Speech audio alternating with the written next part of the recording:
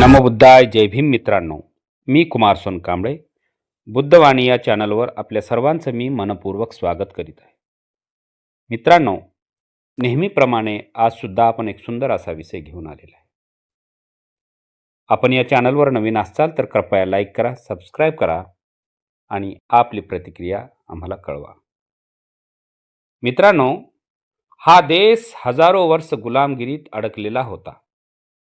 हा देश जाती, धर्म, विषमता आणि अन्यायाने जखमी झाला होता. पण एका महामानवाने ज्ञानाच्या, संविधानाच्या आणि विचारांच्या जोरावर या देशाला माणूस म्हणून उभं राहण्याचं बळ दिलं. तो महामानव म्हणजे भारतरत्न डॉक्टर बाबासाहेब आंबेडकर. आज आपण ज्या 26 जानेवारी प्रजासत्ताक दिनाचा अभिमानाने उत्सव साजरा करतो, त्या दिवसामागे बाबासाहेबांचा त्याग, संघर्ष आणि दूरदृष्टी दडलेली आहे. म्हणूनच आज ही कथा आहे प्रजासत्ताक दिनाचे खरे जनक डॉक्टर बाबासाहेब आंबेडकर. भारत स्वतंत्र झाला पण अपूर्ण होता. त्यासाठी 1947 15 ऑगस्ट या दिवशी भारताला स्वातंत्र्य मिळाले. पण प्रश्न होता, हा देश चालणार कसा? गरीब, दलित, स्त्रिया, अल्पसंख्यक यांना न्याय कोण देणार? राजा असणार की लोकशाही असणार?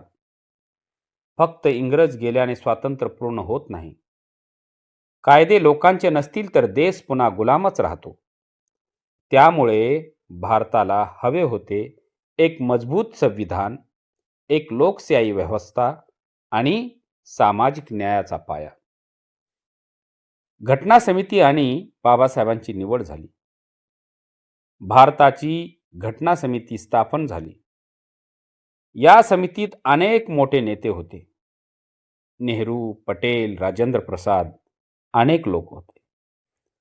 पण संविधान लिहिण्याची जबाबदारी ज्यांच्या खांद्यावर टाकली होती तो माणूस होता डॉक्टर बाबासाहेब आंबेडकर.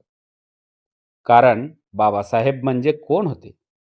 बाबासाहेब म्हणजे कोलंबिया विद्यापीठ होतं, लंडन स्कूल ऑफ इकॉनॉमिक्स, जगातील सर्वोच्च कायदे पंडित आणि सर्वात महत्त्वाचे शोषितांचा आवाज त्यांना माहिती होता. म्हणून कायदा जर गरिबासाठी नसेल तर तो अन्यायाचं साधन ठरेल. कायदा जर गरिबासाठी नसेल तर तो अन्यायाचं साधन ठरेल. आणि बाबासाहेबांनी संविधान लिहिताना फक्त कायद्यावर शब्द लिहिले नाहीत, त्यांनी मानवी जीवनाचे मूल्य लिहिले. त्यांचा अभ्यास 60 पेक्षा जास्त देशाचे संविधान, अमेरिका, ब्रिटन, फ्रान्स, आयर्लंड अशा देशामध्ये त्यांनी सर्व संविधानाचा अभ्यास केला. संविधानामध्ये बौद्ध धर्म, अमेरिका, ब्रिटन, फ्रान्स, आयर्लंड अशा देशामध्ये त्यांनी फिरून सर्व संविधानाचा अभ्यास केला. संविधानामध्ये बौद्ध तत्वज्ञान पेरले. मानव अधिकार त्यांनी त्याच्यात टाकले. बाबासाहेबांचा संघर्ष कसा होता? त्या काळामध्ये संविधान लिहिताना बाबासाहेबांना सतत विरोध होता. जातीवादी मानसिकताचे लोक त्यांच्या मागे होते, पाठीमागे लागून होते. आरक्षणाला विरोध केले, दलित हक्कावर आक्षेप घेतला, तरीही बाबासाहेब ठाम राहिले. ते म्हणायचे, मी माझ्या समाजासाठी नाही तर भारताच्या भविष्याकरिता संविधान लिहितो आहे. आणि बाबासाहेबांनी संविधान दिले. संविधानामध्ये समानता, कायद्यापुढे सर्व समान आहे, जातीभेदाला बंदी दिली आणि स्वातंत्र्य काय दिले? बोलण्याचे दिले, लिहिण्याचे दिले आणि धर्म पाळण्याचे दिले. शोषणाविरोधात अधिकार दिले, अस्पृश्यता गुन्हा ठरवली, वेळ बिगारी बंद केली, धार्मिक स्वातंत्र्य दिले, कोणीही कोणताही धर्म स्वीकारण्याचा अधिकार दिला. हे सर्व अधिकार 26 जानेवारी 1950 पासून लागू झाले आणि त्याच दिवसाला प्रजासत्ताक दिन म्हणलं जातं. 26 जानेवारीच का निवडला गेला हा प्रश्न पडतो. अनेक लोक वेगवेगळे कारण सांगून लोकांना भयकवतात. पण डॉक्टर बाबासाहेब आंबेडकरांनी संविधान 26 जानेवारीलाच का लागू केले याचं कारण काय आहे? 26 जानेवारी 1930 1930 बरं का, या दिवशी पूर्ण स्वराज्याचा ठराव झाला होता आणि म्हणून बाबासाहेबांनी त्या ऐतिहासिक दिवसालाच भारताचा प्रजासत्ताक दिवस बनवला. हा केवळ योगायोगाने नव्हता, ती होती इतिहासाची जोडलेली दूरदृष्टी. आणि म्हणून भारत प्रजासत्ताक कसा झाला? 26 जानेवारी 1950ला राजा नाही, महाराजा नाही आणि इंग्रजी नाही, सत्ता थेट जनतेच्या हातात दिली. यालाच म्हणतात प्रजासत्ताक दिवस. मित्रांनो, प्रजासत्ताक दिनाच्या आपल्या सर्वांना मी मनपूर्वक हार्दिक शुभेच्छा देतो. आणि या प्रजासत्ताकाचा पाया होता डॉक्टर बाबासाहेब आंबेडकरांचा आणि बाबासाहेब आंबेडकरांनी हे लिहून दिलेलं संविधान आणि त्या संविधानाचा पाया होता.